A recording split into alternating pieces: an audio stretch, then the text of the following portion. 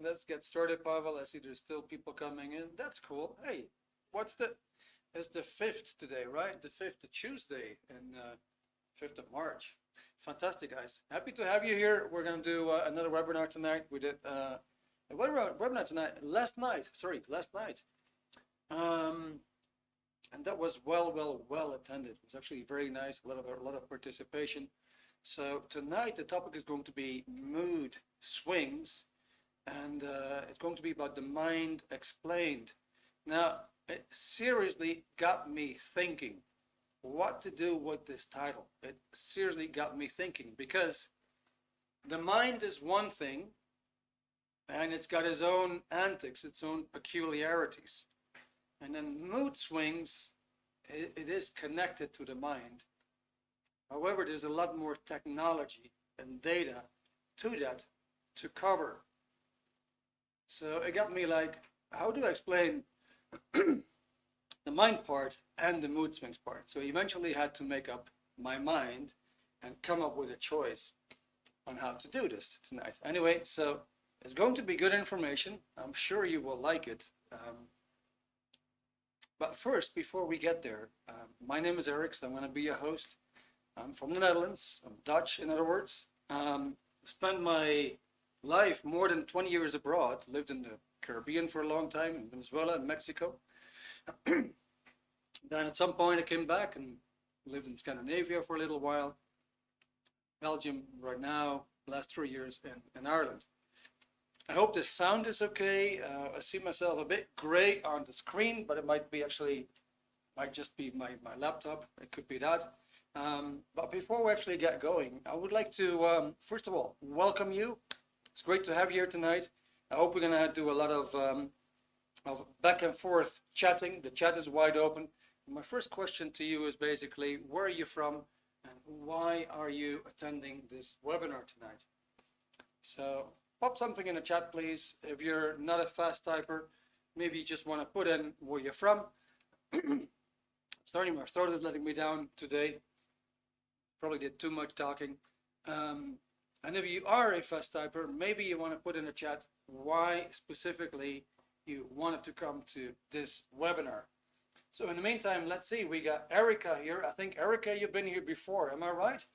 But anyway, it's great to have you. We have Karim here. Not sure, Karim, have we seen you before? Then Kyle, well, Kyle was here last night. He gave me some nice feedback and loved it. Okay, so good to have you again, Kyle. Leonid, Leonid, are you from the Ukraine by any chance? You have a beautiful name. It's good to have you. And then we have Natalie Nevena. Nevena, that sounds very Spanish to me. I'm curious where you are from, Nevena. Let's see. And we got Nicolene. That is from my own country. She's Dutch. It's great to have you, Nicolene. And basically, we're tonight live on Zoom. We're also on Instagram, Facebook, and YouTube. Okay, good. So Erica, you were here yesterday. That's great. Nice. All right. So it apparently got you triggered to find out a little bit more, yeah, I suppose. So Karim, you're from Belgium, and you were also here yesterday. Fantastic, Karim. So Karim, I lived in Brussels and in Antwerp combined for about 8 years. It was actually a good time. I liked it. The Belgium chocolate, that is definitely something else. I recommend it to everybody. Don't go for the popular brands like Leonidas, but go for Marcolini, and there's some exquisite brands which are like Kentucky Fried Chicken, finger licking good, right? Okay, we're gonna start with and the waffles. Yes, absolutely, the waffles on the street. That's something else. Awesome. So let's start with what is the mind, because that's what we're gonna dissect tonight. What is the mind? Now, what I want you to do, just by means of example, what I would like you to do is we're going to get some memories back. And the first thing I would like you to think about is primary school. Think about primary school and see if you can get, for example, some pictures flashing by of, let's say, the classroom. Maybe if I say the classroom, you can see where was the blackboard. Maybe you can see where were the windows. And maybe you can think about the playground. And perhaps there was a gate, and perhaps there was an entrance or an exit where you would actually enter the playground, or where you would enter the school. All right, now, very, very quickly, are you guys getting some pictures? Do you get some flashes? Something, just flashing by. Getting some random pictures of primary school? That's my first question. I'm going to indulge in the tea tonight. I've got a ginger tea with honey. I hope it's going to soften up my throat.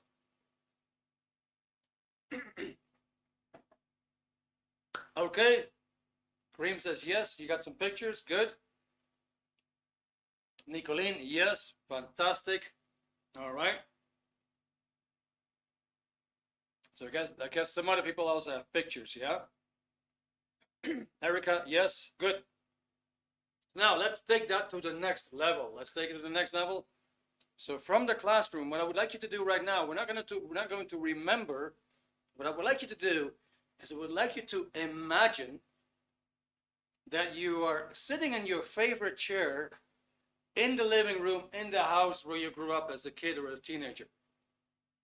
So just imagine you're sitting in your favorite chair in the living room in the house where you grew up when you were a kid or when you were a teenager. If you moved around a lot, just pick any house and imagine again that you're sitting in your favorite chair. Now, what I want you to do is I want you to locate some objects in that room.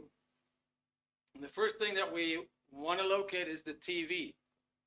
Hopefully you had a TV there. And what I would like you to do is just point it out. So imagine that you're sitting here and just point out, well, from where you would be sitting, the TV would be over there, for example. Or it would be over there. Or it doesn't matter, but try to point it out for yourself. Like, where would the TV be in regard to where you'd be sitting? Now, looking at the TV, try to estimate the distance.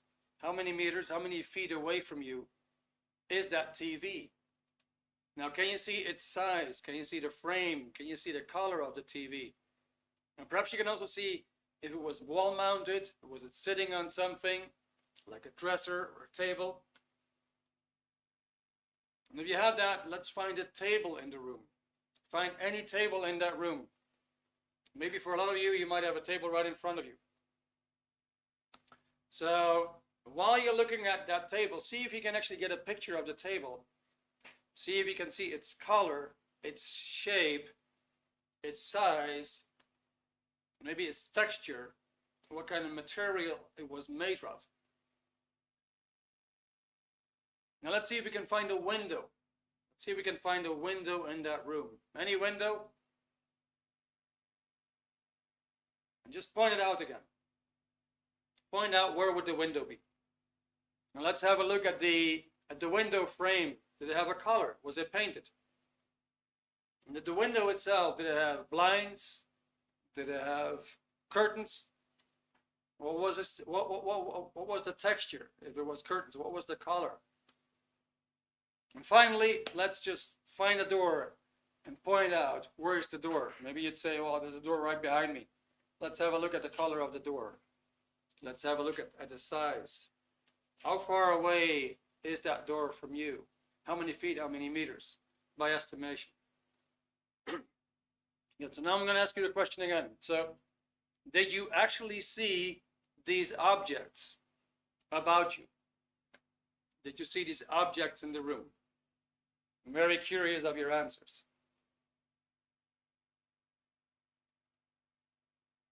All right, Nicolene says vaguely. All right, Kyle says yes. Erica, yes, I do. That's fantastic. Good. Kareem says yes, not all. Some were not there. Okay, that makes sense. Not everybody has a TV, for example. You might be living in a place where, well, You just choose to not have a table or whatever. Okay, good. So what's going on here? This is just by means of demonstration. What is going on here? Okay, Erica says, I don't remember the table particular. Okay, that's fine. Now, maybe some of you guys did not see pictures. It's possible, right? Maybe some of you just didn't see pictures. However, you would have a recording of it. And in that recording, you still have knowingness, so to speak. In other words, you would know that the TV was over there, that a table was over there, that you had a window over there, that you had a door over there. In other words, whatever you knew, whatever you recorded, it was indeed recorded, no matter if you had a clear picture of that or not. Okay? So let's see how this works.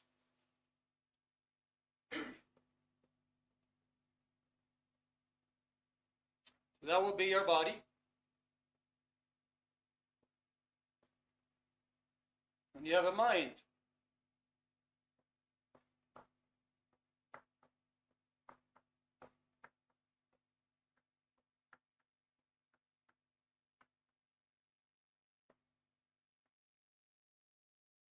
And your mind is basically a whole bunch of pictures. It's like a footage. It's like a film, right? It constantly makes these pictures of whatever is happening to you and in your environment. And it makes these recordings non-stop. It never stops.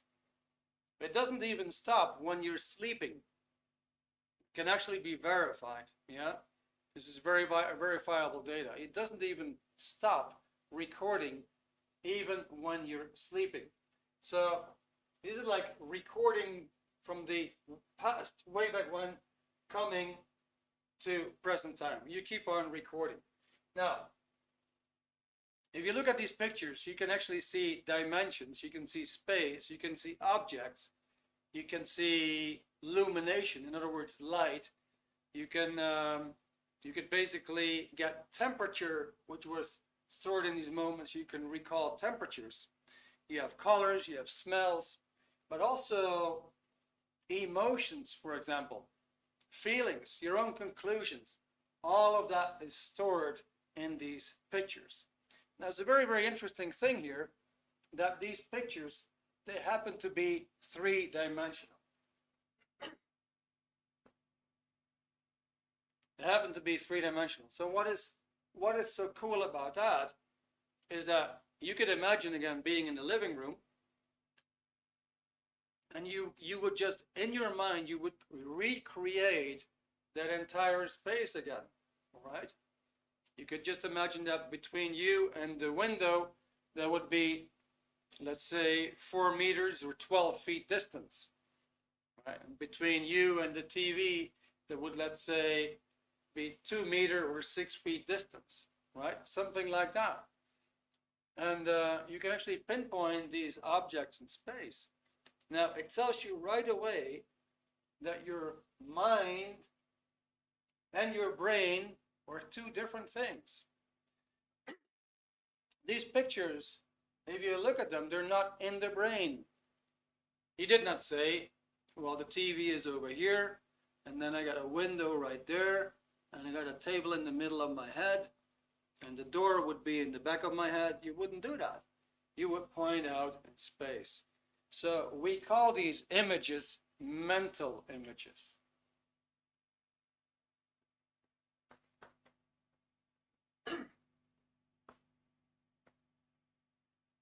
They're mental images. They're not chemical images. They're not physical images. They don't abide to the laws of physics. There is no gravity, for example, that can pull these pictures down, right? They're mental. Okay, so how do we use these pictures? How do we use the mind? Well, let's say I'm coming home. Okay, I got some keys. I'm coming home, and I'm dropping the keys on the table.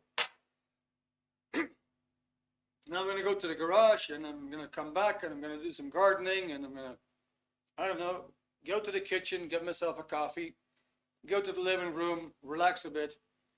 A few hours later, I realize it's actually time to go. I should be going to the supermarket and do some shopping. Okay, so I put my hands in my pocket and I don't find the keys. So now, what are you going to do in this type of situation? What are you going to do? Are you actually going to go back to the garden, back to the garage, back to the kitchen, back to the living room to look for your keys? Or would you do something else? Okay, well, I guess most of you have experienced this already. What you're going to do is you're going to have a look. You're going to have a look at your memories. In other words, you're going to have a look at your pictures. You're just going to think it over for a little bit. And then say, well, what did I do exactly when I got home? Now your mind will pass you the pictures, your mind will pass you the information and give you the pictures telling you that you put your keys on the table. And that is how you use your mind. Now, quick question to you guys. Great question. So we just did a little exercise here, right? Looking at primary school and then looking at the living room again. Excuse me. So, did any of you, while looking at these pictures, get some kind of an unwanted emotion or an unwanted or perhaps unpleasant feeling? Please put something in the chat. Did any of you get some kind of an unwanted emotion or unpleasant feeling?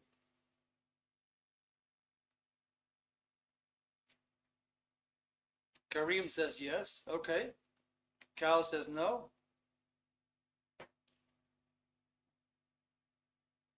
So in the meantime, I see that we have Ilona is also here. Welcome, Ilona. Good to have you. Okay, Nicolene says some pictures I don't look at. Erica says sadness. Okay. All right, thank you. Now, so it's an interesting thing, right? Some of you actually just looked at pictures there, and you may have felt some unpleasant emotion or some unpleasant feeling, right? Now, the question is, did you want to feel this way, right? So that feeling just came back to you, and you felt sadness, for example, right? Or you felt some discomfort, or you felt some kind of an unwanted emotion. So here's my question. Do you want to feel this way? Did you want to feel like that? All right, Ilona says, from the beginning of this nightmare exercise, I didn't have a favorite chair. I have a wardrobe that I was hiding in. Okay. Wow, Ilona, that is quite a story. Thank you for sharing. Okay, so Erica says no, actually didn't want to feel that way. Okay, so here's a trick thing, right? Here's where the mind pulls tricks on you. Why would you feel a certain emotion or a certain feeling if you don't want to feel it? So why do you feel it if you don't want to? What is going on here? In other words, what is the mystery behind that? What's that mystery that makes you feel a certain way and you don't want to? You probably say, I don't want to be depressed, but yet I feel that way. Or I don't want to be sad, but yet I feel that way. I don't want to be feeling upset, but yet I feel like that. So what is the mystery behind that? What makes that happen? So I want to give you an example, just going there a little bit, yeah. let's say if you would have to do a talk in public. You have to do a talk in public, or you have to go to a job interview and sit in front of a boss or a recruiter, or you would have to do something confrontational, some kind of a confrontational talk with another person. Now, let's say, so a talk in public, or a job interview, or something confrontational. Would that give you some kind of a discomfort? Would that give you some kind of a discomfort? That's my question. Thank you, Nevena, for your answer, experience. All right, Nicolene says yes. Madri, you are here. Madri, I gotta let you in on something. I had a very good friend back in Amsterdam, in Holland, and her name was Madri as well, from India. Very cool. And she happened to be my landlady at the time. Okay, good. So Madri says yes, I would be nervous. Okay, Kareem says yes, anxiety. So in other words, whenever you have to do a talk or speech in public, or go for a job interview, or perhaps an exam, or do something confrontational, you feel that discomfort, right? And so obviously you do not want to feel that way. Okay, I have one more example. I hope you don't mind, just to hammer and pound it down. Yeah. What would happen? What would happen if you would think back, consciously, unconsciously, inadvertently, of a moment of severe loss? The loss of a loved one, the loss of your favorite animal, your pet animal, the loss of some kind of a possession. Let's say the loss of a job or whatever. What would happen if you all of a sudden are being reminded of a loss, a severe loss? What is going to happen to your emotions?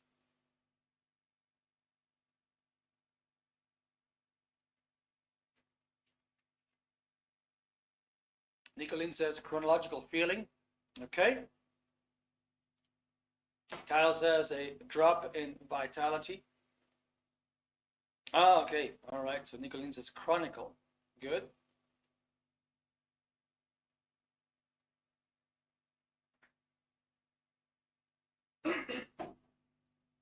Okay. Well, I guess we're coming back to the same answer, right? You think of something that was painful in the past, and that pain just hits you again, right? You think of something that was very sad in the past, and it's just going to hit you again. In other words, you see, Erica, you can feel the same emotion of the event. Exactly. In other words, there is something there. There is something there that controls you. And it is essentially a bad control.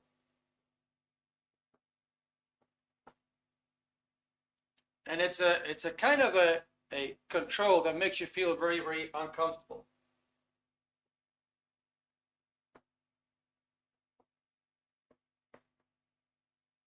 That is essentially what is happening. Now, let's go back to that example of having to do a public talk, a public speech. And while you're approaching, let's say, your group, your audience, whatever, something there starts to kick in. It starts to kick in and starts to affect your body. You may get that knot in the stomach. You may get an anxiety feeling all over. The butterfly feeling in your stomach, right? You've probably experienced this. And it's just taking over the control of your body. All of a sudden you feel weak. You get palpitations. Your heart is racing like mad, right? Your legs feel kind of weak. You get this feeling in your stomach. You may start to transpire and to sweat and even smell. And then you get this dry throat, right? You might feel that you're becoming very, very thirsty. You need to drink. You need to drink some more. And despite the fact that you're drinking, it doesn't quench your thirst, and you're still thirsty, and you still have a dry throat, and you can't seem to handle that. In other words, there's something there. It completely sabotages your body. That is one thing that we can see. It completely sabotages your body. Now, the next thing, and at the same time, is going to sabotage your mind.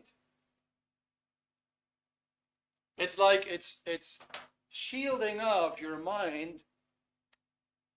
And now, well, let's say you're trying to read from paper. Another example with how you cannot control your body. You probably see people do this. They can't really keep the paper still, right? That's what's happening. They're losing control of their addiction. They're losing control of the the mechanics of the body. So now let's say you learned beforehand what you were going to talk about. You say, well, I'm gonna discuss this and this and this and this, and now you're standing there, and it seems like your mind has just gone blank. It seems like your mind has become shielded, and you cannot access the data. So there's something there. It sabotages your body. It also sabotages your mind. Now, so back control of the body.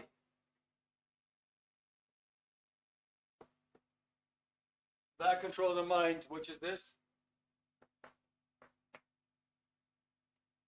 There's another thing, which is what is going to happen. You might have the idea that you're going to go in this direction. That's your purpose.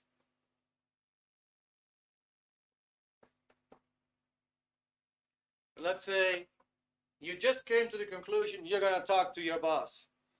That's your purpose. You want to talk to your boss. You get out of your chair and you do a couple of moves. The knot hits your stomach. You get the anxiety feeling all over. And you start to feel so uncomfortable that you just think it over, not for long, and say, you know what, I'm going to go back to my desk. And I guess it's probably better to talk to my boss tomorrow. In other words, it changes your purpose. So there's a sabotaging of the body, a sabotaging of the mind, a sabotaging of the purpose. Well, it's great if that is part of your system, right? That got you really far in life. All right, quick question. Have you observed that in your own life? That there's some kind of a mechanism there that like ruins the things that you want to do. It kind of like ruins that it ruins your being. Like you can't really be what you want to be. You can't really do what you want to do. And it makes you change your mind. You become a spoil sport. You cannot participate. You cannot be active in the same game, right? And your body is suffering from nervousness and anxiety and what have you. Have you seen that in your own day-to-day life, or from time to time? Let's see, 9:30. I think Nicolene and Karima have already answered, right? Kyle says yes. Okay, that's 3 yeses. Fantastic, guys. Good. Now, so the whole idea, the whole thing here is, where is this coming from, right? Where's this coming from? What is the source, in other words? So now, technical studies are fantastic. I'm an engineer. This is my background. I also studied economics. So I like to think in terms of cause and effect. When you bring your car to a garage, you want to know what caused the breakdown, right? And of course, it's a logical question to look at the mind and say, okay, so what causes that to happen? What makes that happen? Let's wipe the board and see if we can elaborate a little bit on that.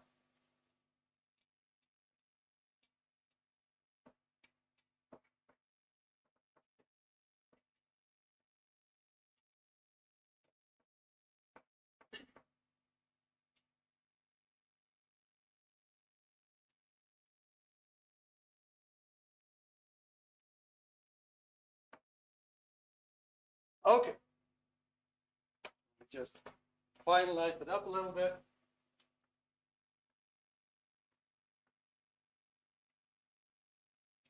So we got all these pictures here. Okay. And when we would inspect it again, if we would inspect all these pictures again, we're actually going to find out that there is voids. There's voids in these memories. You could say there's voids in the memory banks, whatever you want to call it, wherever it is stored. But it seems that there's voids, that certain spots in these memories seem to be empty.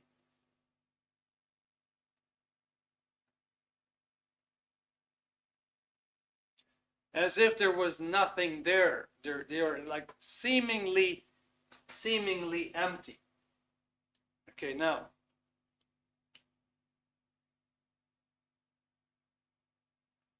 like a further review and examination actually discovered that these are seemingly empty because there was pain recorded in these moments.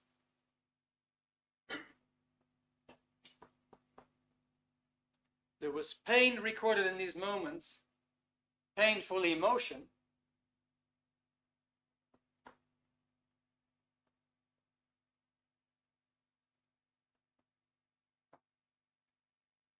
And unconsciousness.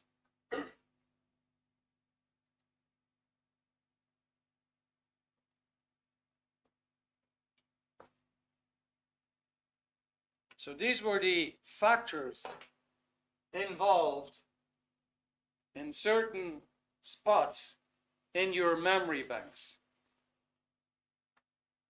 Now, if you would look back at school, if you would look back at the living room, you could easily get these pictures again because you recorded these pictures when you were fully aware. Now, what would happen if somebody just bashed your brains in with a baseball bat? Well, what will happen is that you'd have a strong sensation of pain and you would go unconscious. So now you got unconsciousness and pain recorded here. You have a full recording. However, you were not consciously aware to know their content. Does that make any sense?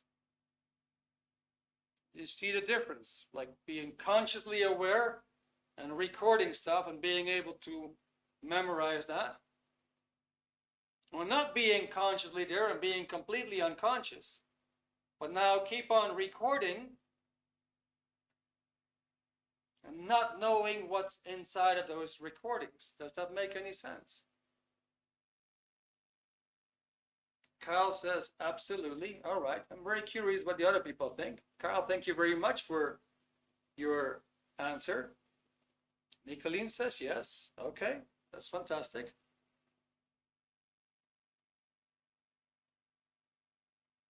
Okay. So now in essence, you got two types of pictures, yeah? You got the pictures that you can inspect, that you can see, and that you can become aware of. Because those pictures wouldn't contain any pain and unconsciousness. And then there's the pictures that you have recorded when you were in pain and unconscious. Okay, now I have a question for you. Who or what is looking at these pictures? Who or what is looking at these pictures? I'm very curious. What do you guys think? Who or what is looking at these pictures or looking at these recordings?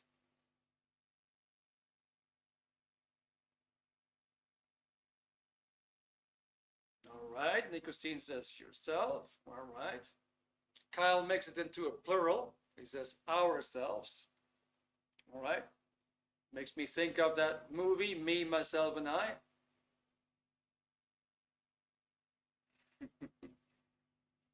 All right, Madri, Natalie, Nevena, any ideas? What do you guys think? Who or what is looking at these recordings? Who or what is looking at these pictures? Kareem says the subconscious. Madri says yourself. Okay. All right, now the answer may surprise you because it's a very simple answer. It's the simplest one you can come up with.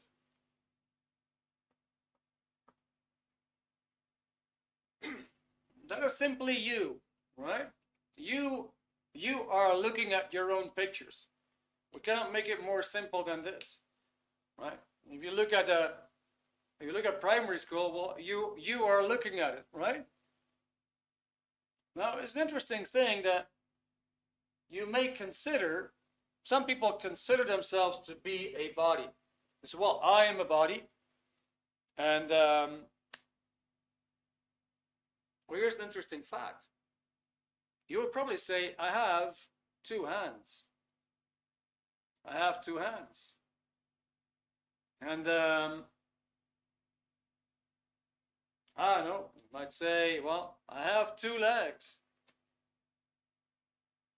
In other words, it's something that you know, this is what you have. A body is something that you have. You kind of like instinctively know that that is not something that you are. You would not say, I am a hand. I am two hands. I am two legs. They can hurt, right? But you wouldn't say that, right? You wouldn't say, I am my brain. You much rather say, I have a brain. So, kind of like instinctively, you know that a body is something that you have. You would also say that a mind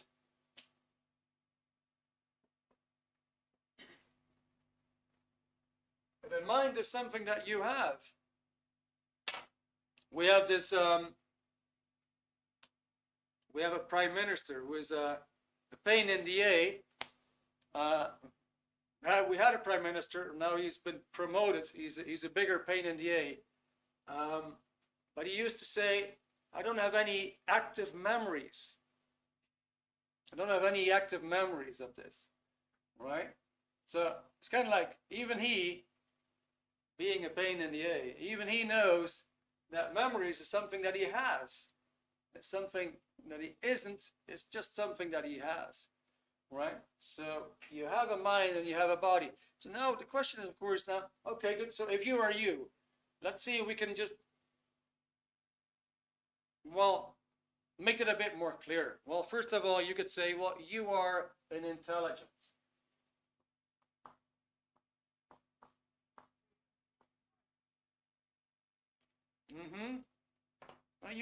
You are an intelligence. Well, why would you say that? Well, you go back to the key idea, right? You come home, you put your keys on the table, and you have the intelligence to solve the problem, to get the right picture again, and then to know where your keys are. If you have to stipulate a new, let's say, way to get from A to B, you may consult your mind, your pictures, and you find a new route. And that's how we use your mind. We use the mind. We use the mind all the time to basically compute future solutions, which have to do with your own survival. Now, you could also say you are an energy.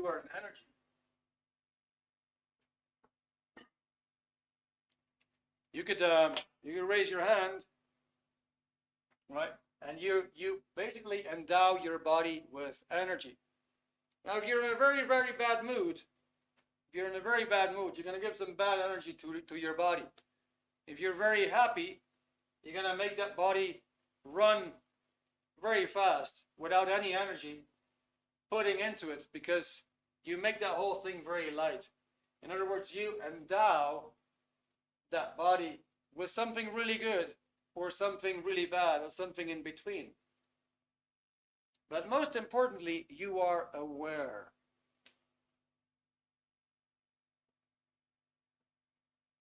You are aware. You're aware of the sound. You're aware of the light. You're aware of the temperature. You're aware of the position of your body. You're aware of your emotion.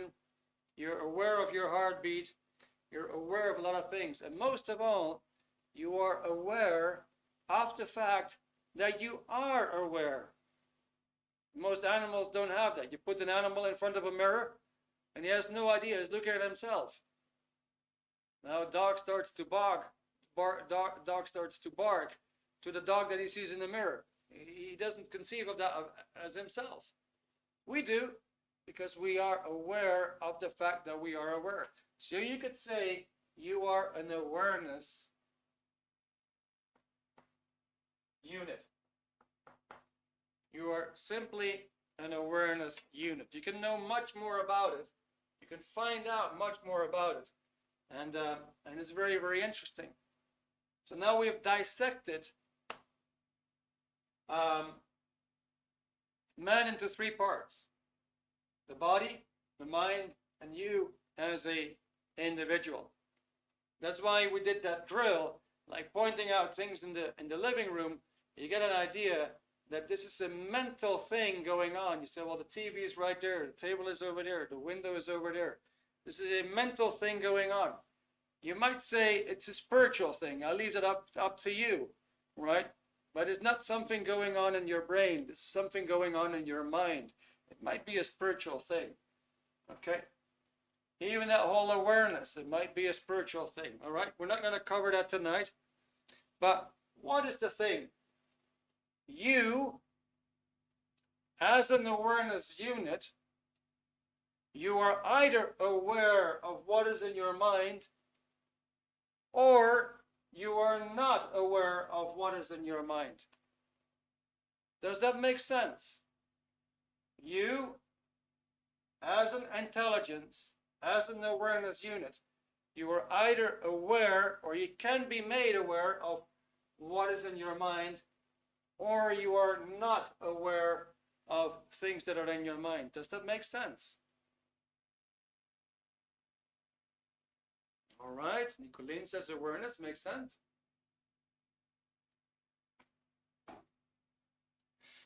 Mari makes sense. All right, cool.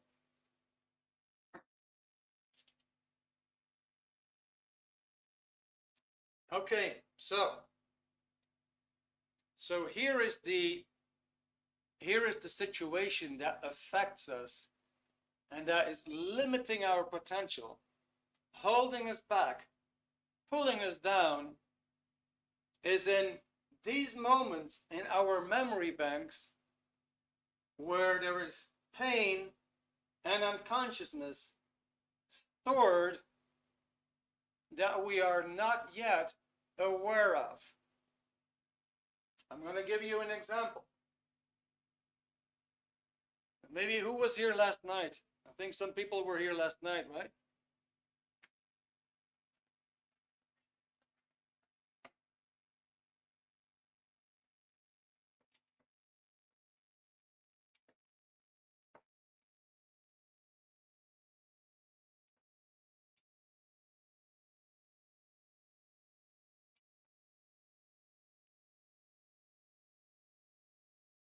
Madhuri was here last night. Okay. Nicolene was here last night. Okay, fantastic.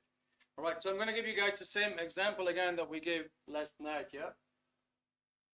Let's say here you got a very, very painful experience recorded.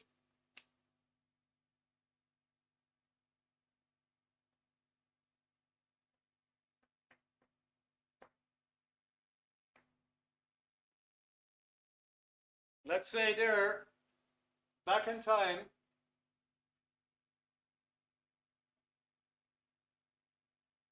there was an incident where you got attacked by a dog. You got attacked by a dog. That dog just ripped your arm to pieces. You lost a lot of blood, and you went unconscious. So it started with a tremendous amount of pain and a tremendous amount of fear, and you couldn't defend yourself against that dog.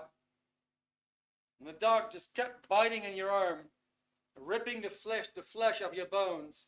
You lost a lot of blood, and you went completely unconscious.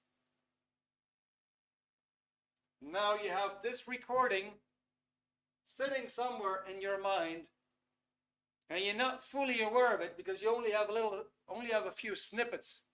But the majority of the recording, you don't have any awareness of because you didn't consciously experience it. Same thing could be, for example, birth. Same thing could be a recording as an unborn. When your mom bumps into the table and you as a baby are being hit and get knocked out. Similar thing could be an operation on the operation table in the hospital. Just a few examples. But now, let's say, so you have that recording in your memory banks, right? Happened a long time ago. Here's present time. We're going down the street.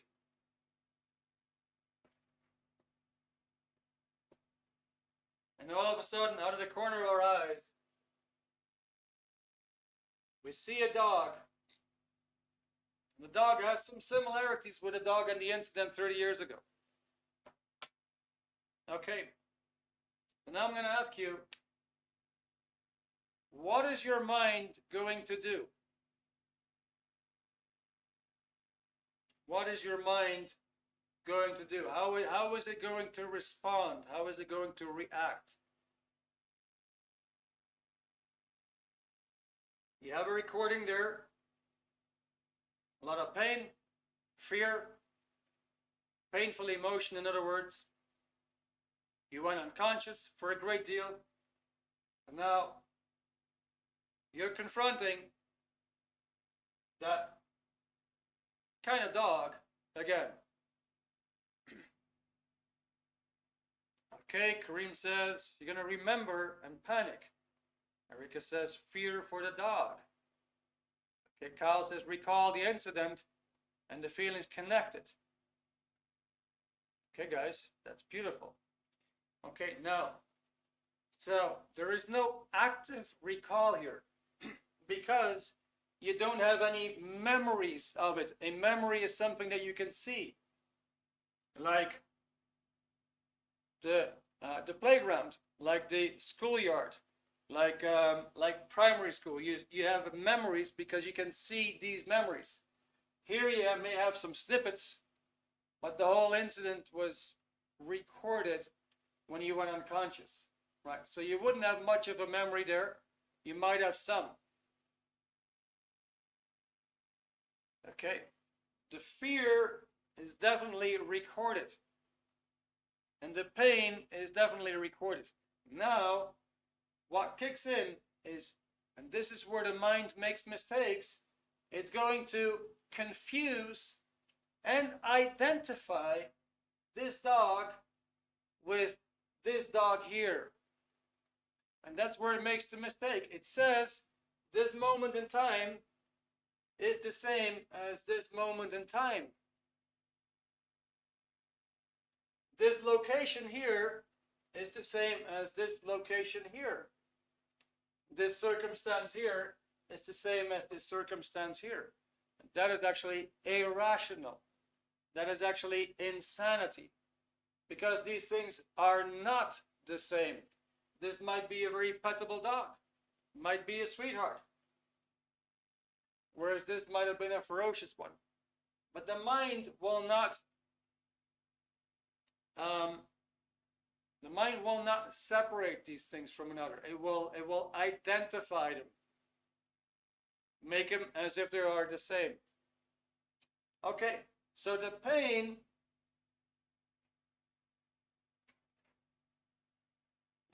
and the painful emotion that was recorded in this moment is now going to control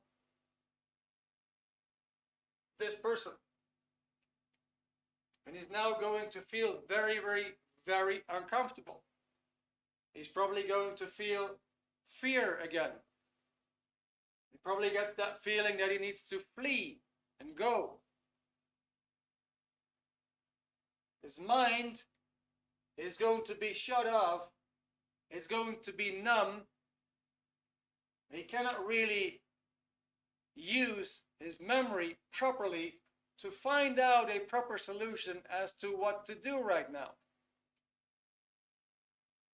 His purpose, he meant to go this direction. His purpose is going to change. He's probably going to do a U-turn and do something else. Why is that? That is because he's got a recording there that, because he doesn't know the content of it, is now controlling him. Does that make any sense? Just need to tie my shoes. I'm going to let you guys answer.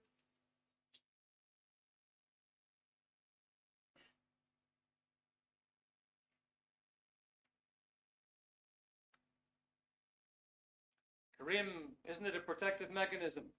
Yes, all right, it can be helpful sometimes, but I understand it is generally irrational. Good. Now, there's a very sensible thing, Karim, that you're bringing up here. Now, why is it generally irrational? I just took this whole example on purpose, and you might say, well, Erik, okay, but I don't have any beef with dogs. I'm a dog lover. I can handle any kind of dog. All right. Well, let's handle any kind of dog.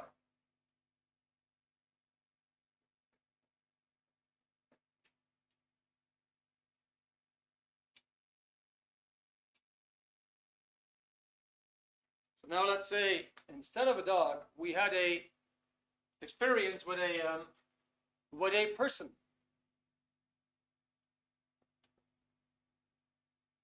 With a certain type of person. Might be a boss, it might be a redhead, it might be a big guy with a beard, it might be somebody with tattoos. I mean, I don't care, whoever it was.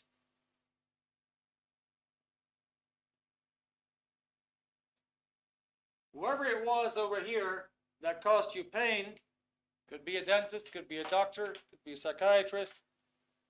Whoever it was that caused you pain, that's recorded. Let's say there was an incident with another person that made you go unconscious and being afraid and being in pain. And you have a full recording of that. Not a memory, but a recording. And now you approach somebody who resembles that individual over here. And you're going to get the same mechanism kicking in as if it was a dog. It's the same thing. So now what do we get from that is that basically anything in the environment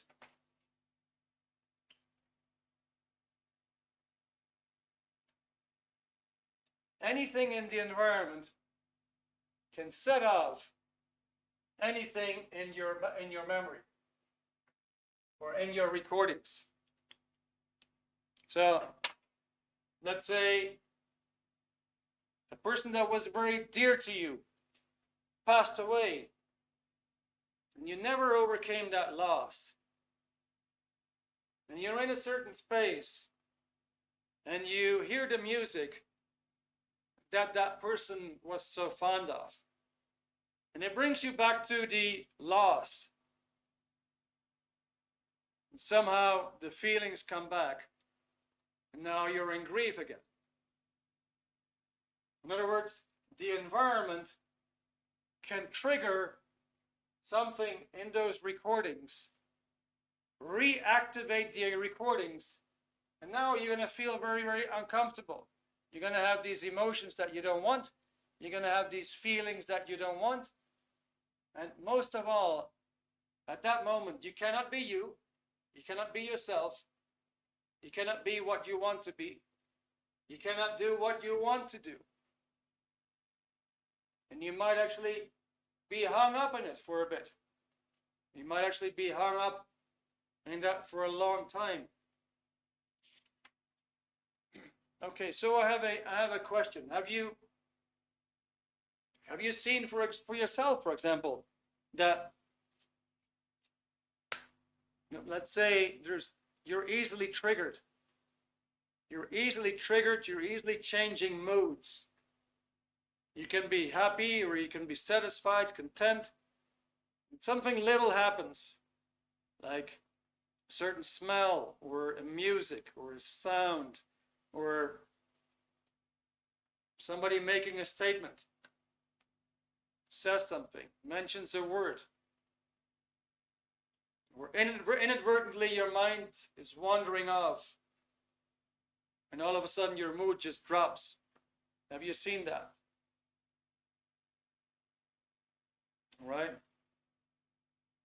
Kyle, absolutely. Okay, anybody else? Have you seen that? Kareem, sometimes, yeah. Okay, now have you ever heard that we only use like 10% of our capacities? 10% of our potential.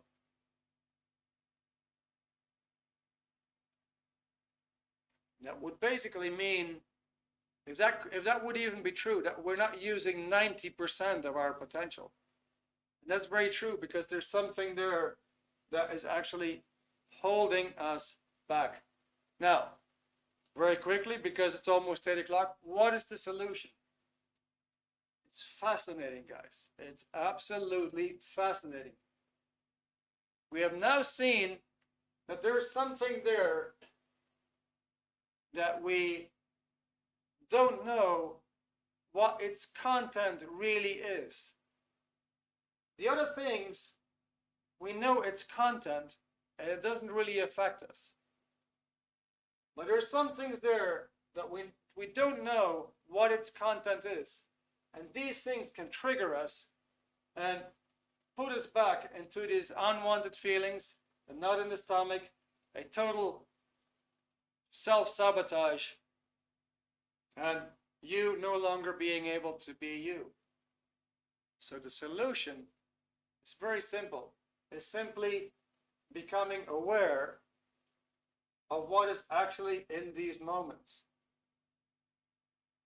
There is a technique for that. And if you would do that, then whatever is there is no longer going to affect you, is no longer going to trigger you. All the triggers are gone. That results in that you can now do what you wanted to do, because you don't have the knot in the stomach anymore. You don't feel uncomfortable anymore. You don't feel shy or afraid. You don't have to procrastinate anymore.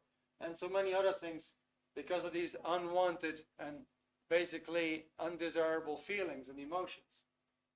So you cancel these things out and you are actually a new individual. And it's called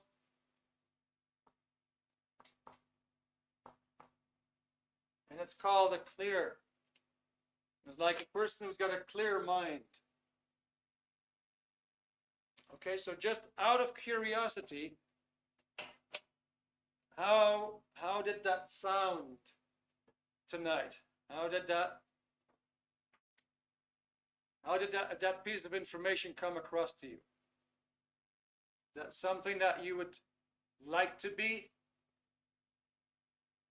Eliminate the negative part of you, so to speak, so you can finally be yourself, be what you want to be, use your full potential.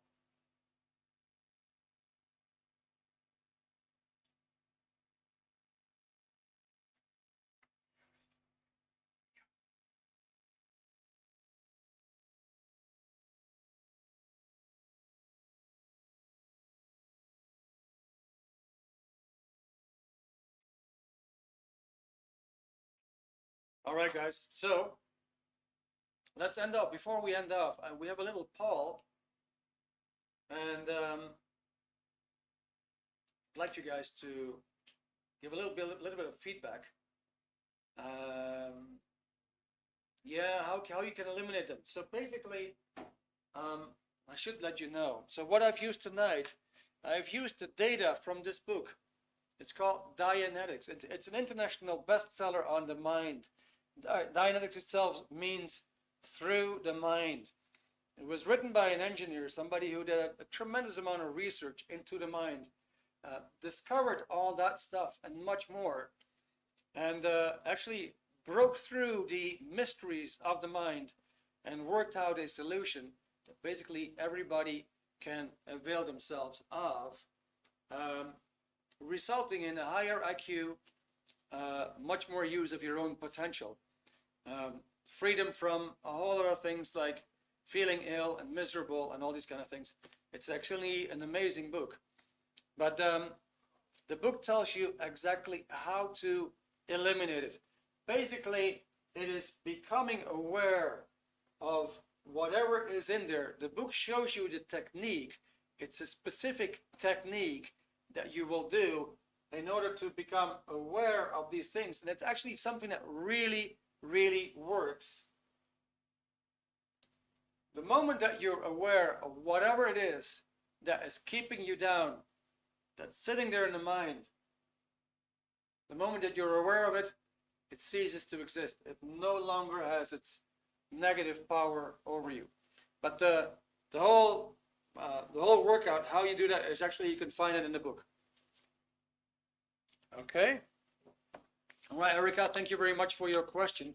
So my colleague Pavel, he just put a survey in the chat. Would be great if you could do that quickly. Probably takes you a minute, or maybe even 30 seconds. But it helps us to, to get some feedback on what we did tonight, what we can improve. And maybe you're interested in having a chat, and maybe you want to discuss topics a bit further. I'm always very, very willing to do that.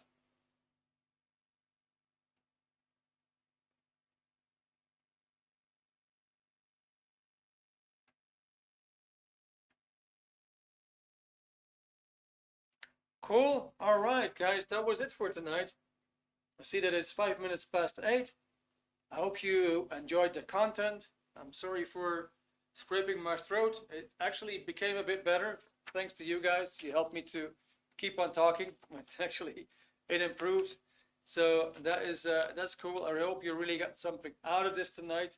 Next week, Tuesday, we're going to be back with another webinar. I got no clue yet, but you'll find it on Eventbrite. You'll find it on Meetup. And you'll see what is coming up next Tuesday and Wednesday. All right. Thank you so much. Please, in any case, if you have any question, feel free to talk to me on Meetup. Just drop me a line in the Meetup emails, and I'll be very, very happy to hear from you and to reply. For now, thanks for having this great time together. I hope you have a great rest of your evening. Bye for now.